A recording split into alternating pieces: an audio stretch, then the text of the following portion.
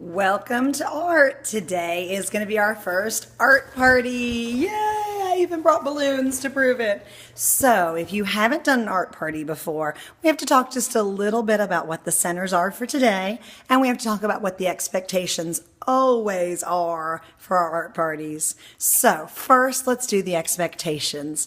My tables only have 4 chairs. So for art party, the expectation is there's only 4 students working at each station. If you want to work at a station and there's already 4 people there, you're going to need to wait until someone moves. If there's a really popular station, I might put in a time limit. But other than that, we're patient, we wait, we do something else. Come back when there's a space for you. That means if you're at a station, you probably need to be in a seat, because if there's a dispute, if there's too many people, I'm going to look at who's in the chairs, and those people are going to get to stay.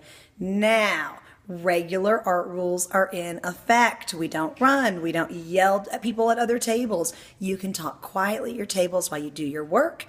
And the fun thing about an art party is most of what you make you get to take home. If it's wet, drippy, or sticky, it needs to go in the drying rack. So make sure you put your name on it if that's the case. Other than that, here are your art party stations. We have got a table that's all set up with string and tape. And I also put the hole punches there. I thought you might need to make a hole to put the string in. Okay, you can use the regular scissors with that. We have got a station that is all set up with rainbow colored paper. This is gonna be our collage station.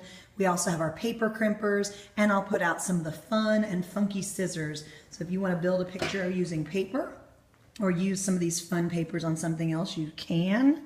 We've got a painting station. Nice white paper on the tray there. Notice everybody's got a messy mat. Everybody's got their own water and their own set of paints. So keep your work on the messy mat, and that way the table won't get very dirty. We won't have much to do at cleanup.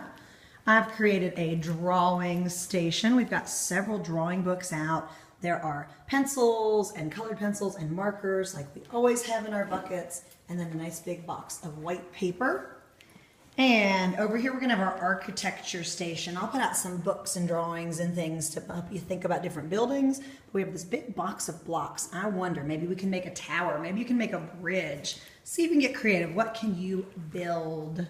And then the last table that we have is a coloring station. I've put out the big box of colored pencils and the oil pastels, plus what's normally in our buckets with our markers and things. And then there's a big box full of coloring pages that you can use. On the carpet, we'll have our Legos and our Zolos like we always do. But remember, even at those carpet stations, it's 4 people per station. So let's take turns, let's share, let's review some of the skills that we've worked on so far this first 9 weeks of school, and let's have a great art party. Thank you.